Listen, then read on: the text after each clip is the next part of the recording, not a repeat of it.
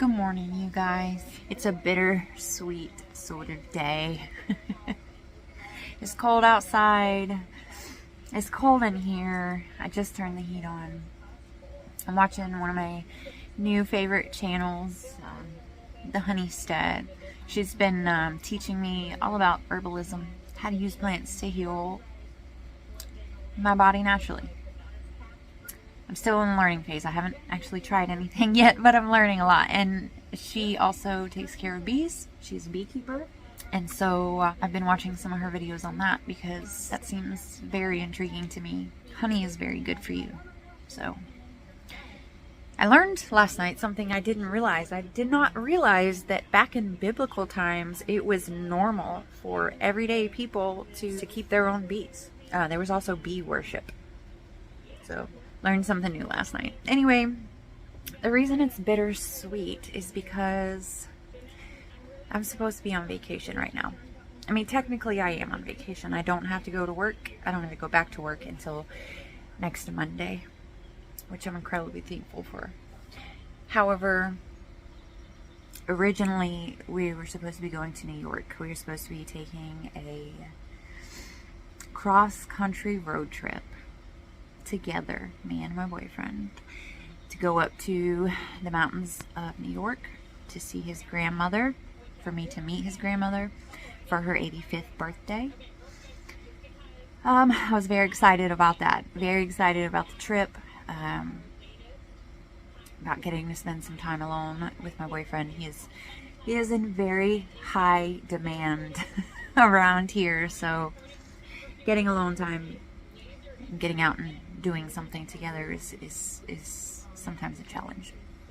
That unfortunately had to be canceled just because of, like my truck needs some work done, and we just really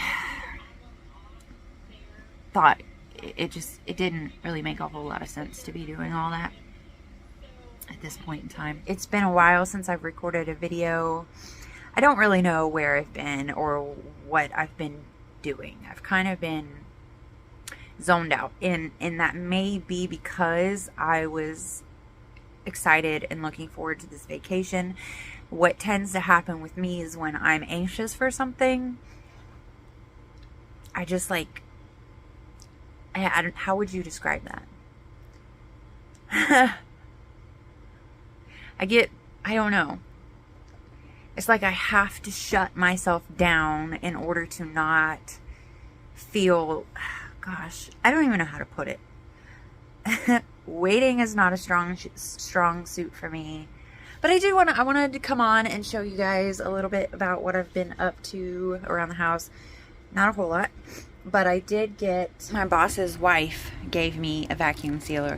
I showed you guys the vacuum sealer I got from Goodwill when I got it, but I hadn't been able to figure out even if I have all the working parts or if I could use any kind of bags, and like, I don't know.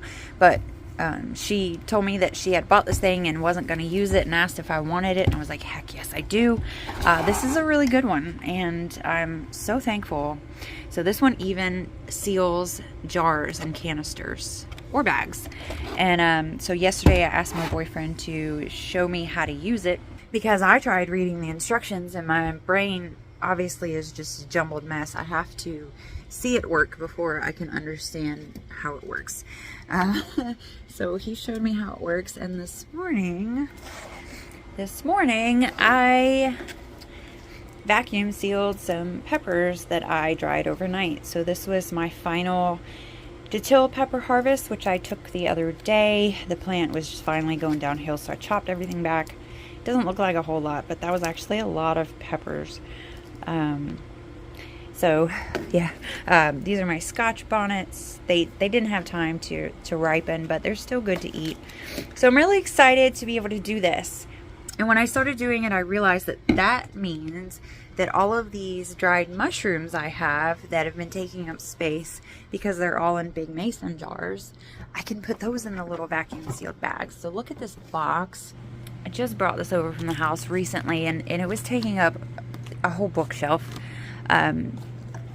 just different mushrooms I've collected. I've got a huge half-gallon jar of the black trumpets. This is just a little tiny one. It says not trumpets because I was still learning. I've got mixed mushrooms. I got chanterelles. I've got lion's mane, hedgehog mushrooms. I've dehydrated some other things, some herbs and stuff, but I was trying to figure out where in the world am I going to keep all of these jars. I really want to take up all the cabinet space with those things. So now I can display some of my favorites, like the little jar of trumpets. I will probably be displaying this jar once I figure out where. This is my large jar of trumpets. That's a half-gallon size there. And then the rest that, you know, for consumption or for selling, that's another thing, can go in the little bags and it won't take up as much space. And they're vacuum sealed, so they'll last even longer. So now that I have this vacuum sealer, that's going to open up some new doors for me, some new revenue streams, I guess, because I can now sell my harvested and dehydrated mushrooms. There's a website I actually signed up for, gosh, probably a year ago, and was approved to become a seller. It's called Foraged. It's a place where people who want to eat wild foods can buy wild foods, and people who love to forage for wild foods can sell what they find. And I think that's really cool. So I got approved for my shop there, and then I chickened out. And I never opened it. So I may have lost my spot, but I'm going to try to reapply, and hopefully I won't chicken out. And then I can sell those things. Let's see, what else did I want to share with you guys? These blankets. So I was at church a couple of weeks ago, and my pastor's wife, she said that we were going to be making blankets to donate. But they're the no-sew, not style blankets. Look at the mushrooms. They're so cute. Both of the ones I picked out to do are mushroom related. Of course. Of course they are. Yeah. So these guys are really, really big. I did 3 of them at church. If you follow me on Facebook or Instagram, I've already posted the photos of those that I did at church. I had so much fun. I immediately went out and bought those blankets so I could do some more. And I was really, really excited. I told family everybody's getting blankets from me this year. That was a lot of fun. But those are actually too big. I can't lay them out in this house in order to do the cutting and tying that I need to do. So I'm going to wait. I think this Saturday they're doing another craft day at church on Saturday. So I'm excited about that. And I'll share that with you if I remember. I've got a new layer in my flock. So she's laying these pretty blue eggs, and I thought I was getting blue eggs before until I got the actual blue egg. Let me make sure I grab. And then I realized that I had been getting like a minty green egg, because you can't tell on camera. Yeah, the lighting is not great. But anyway, I'm pretty sure it's Bright Eyes. She took the longest to lay. Is laying a really light blue egg, and her sister Nessa is laying the light mint green egg. This is a half-gallon jar of homemade pumpkin puree that my boyfriend did. Had a big jack-o'-lantern that we were planning to, you know, carve for Halloween. That didn't happen, so we didn't want it to go to waste, and here's more of it. So one decent-sized pumpkin created that much puree. And then he's going to be making some pumpkin rolls. I'm really excited about that. And also, this was my final Tabasco harvest. I'm going to be making some more Tabasco pepper sauce. And then I also tried my hand at a batch of cowboy candy. And traditionally, cowboy candy is jalapenos candied basically in a brine that's sweet. So it's sweet and spicy, kind of like a relish. But I only had so many jalapenos, so I added in some different peppers in there. There's some datil, some habaneros, so it's going to be slightly different. I'm excited to try that. They say it takes about 2 weeks for it to fully be what the flavor to get where it should be. And here is my fire cider. But this I started on the 5th of October, and it's supposed to sit from 4 to 6 weeks. 4 weeks would be this Thursday, and this is just like a really, really good immune boosting kind of, take it like a shot daily to prevent, or if you do get a cold or flu or whatever, it's supposed to like make it go away faster. I don't know. But so I did that. I've kind of just been going to town on creating things. Like, I had a great pepper year, you guys know, and I didn't want them to go to waste, so I've been just trying to figure out what's the easiest thing for me to do to be able to preserve these. So as you can see here, I've been, okay, so these are like traditional Tabasco pepper sauces here. I started this one. Wait, this is my first one. It doesn't even have a date on it. So I started this one first, and then my father-in-law said that he'd like some for Christmas, so I started this one for him. And then in the back here, this is dill and habanero. I figured if you could do it with Tabasco, why not be able to do it with other kinds of peppers as well? The Tabasco pepper is what you see on the tables at like Cracker Barrel and different restaurants you use to season like your greens or things like that, cornbread. So I wanted to try some with my dill. I had so many dills this year. And then this is just dill. So that's dill and habanero. This is just dill. I've been saving all glass bottles that I come across so I could do things like this. And then all of these are a bunch of honey products, honey infused, or thing infused honey, something like that. How do you say that? So this was my original jar, and I've added to it. This is the honey garlic jalapeno dill chili, and I think I may have thrown some other things in here this last batch. This is dill pepper honey, or datil pepper, however you say it. And then this is the Scotch bonnet honey and habanero honey. As you can tell, I really like sweet and spicy. Habanero, dill, garlic, pineapple, salt, and sugar. Habanero, jalapeno, dill, garlic, pineapple juice, Scotch bonnets, salt, and sugar. So all of that, these are going to be like Christmas gifts. And then here recently, my sister and I went out and harvested a wildflower that is known as the Indian pipe or ghost pipe. So you'll need to look that up if you want to know what I'm talking about.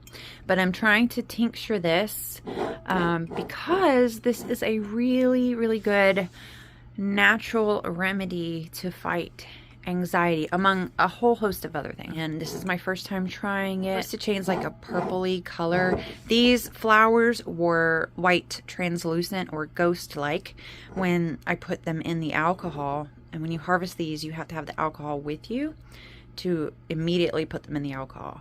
And then the alcohol is supposed to turn dark. For whatever reason, my flowers are turning dark, my alcohol is staying clear. So I don't know if maybe my ratios are off. I didn't actually look at ratios. I just filled a glass jar with alcohol and then put my flowers in there. Stuff is really potent. You only need 1 to 3 flowers per tincture. So don't just go out there and start doing this stuff if you're not going to do the research and learn about it. But I just wanted to share with you guys what I've been doing. I'm having so much fun learning about all this stuff.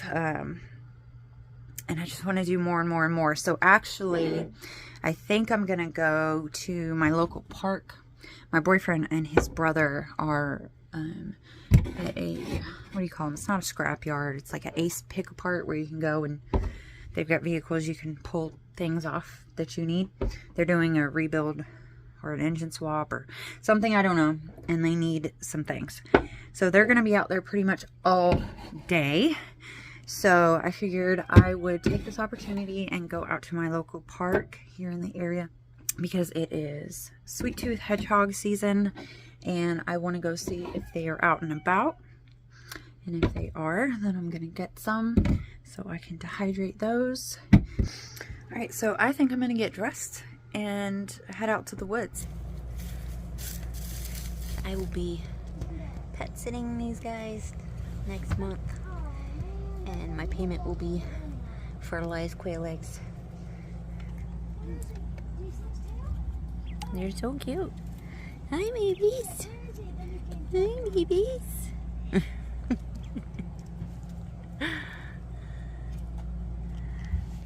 So I'm home. It's 5 o'clock. Did not find any hedgehogs. I did find some berries for my chickens. I found a reishi. And what else did I find? I found some wild blue violet, which I need to get in here and get drying. I found some other things and I can't remember what they were right now. Turkey tail mushrooms. I think that's it. And then after I got home, I started searching the yard for things because there just wasn't a whole lot in the woods and I really wanted to find some good stuff. I did find this. I've shared this, I believe, with you guys before. This is wild onion grass or wild garlic grass. I say it's more like onion with a hint of garlic. I've never chopped it up before. I usually just cut it, dehydrate it. When I started chopping this up, I started tearing up just like when I cut an onion. It's pretty strong. I didn't want to dehydrate it because after I had dehydrated a bunch of it last year, and then we went and had Thanksgiving at my boyfriend's family's house, and they put something in their stuffing or their dressing, I'm not sure what they call it, that smelled a lot like that. And then I ended up getting sick that night. And all I could taste was that. So it's been a year, I think a year, maybe 2, at least a year since I have even harvested any of this because I just couldn't stand the smell. And it's still difficult now. So it may be a few more years before I'm able to consume it again. But I wanted to try out my little vacuum sealer and see how it worked with stuff like this. So it'll be here. And then we had some leftover sloppy joe, just enough to make one more sandwich, maybe 2, depending on how thick you like them. And I didn't want it to go to waste sitting in the fridge, so I went ahead and vacuum sealed it, and we can put it in the freezer for a small, meal for 1 or 2 if we're nice to each other for later. I've really been enjoying this little vacuum sealer. Feels like such a little blessing to have another awesome tool in my kitchen to help me cut down on food waste, to help me to preserve things. And I'm just, excuse me, sorry. I'm just really, really loving all this. I need to order some more bottles from Amazon for my hot sauces and my spicy honeys. I really like these bottles here. Do you see those bubbles? That's because my honey is fermenting. I don't know why it took so long, but it did. But they come in 2 sizes. This is the big one I was showing you guys, my detailed habanero pepper sauce earlier. I really like those. I like the way they seal and the way they look. So maybe since we're not going on vacation this week, I can use a little bit of that money and buy myself some bottles because I want to do Christmas baskets of different homemade items, and I'm out of my little jelly jars. So I need some more of those, and I need some more bottles and things like that. So, all right, you guys, I'm going to go ahead and end this video. I like that you can make bags any size you want them as well. I mean, that's just so cool. Thank you so much for hanging out with me today. I may actually go out to my other favorite park to mushroom hunt at, because I have a feeling the Indian pipes may still be there. And I would like to check. And last time I was there, I didn't get a chance to go to the other half of the park, and I'd really like to do that. So if my boyfriend is still busy on his projects tomorrow, maybe I'll ride out there. I just don't like really going out there alone. It's not being in those woods alone. It's driving that far away from home alone. Like, his dad lives out there, so usually I wait until they're going to go visit their dad, and then I'll visit the park while they're doing that. But we haven't been out there, so maybe I'll do that. If so, I will take you guys along with me. And if not, maybe we'll talk about something else. All right, guys, I'll see you in the next one.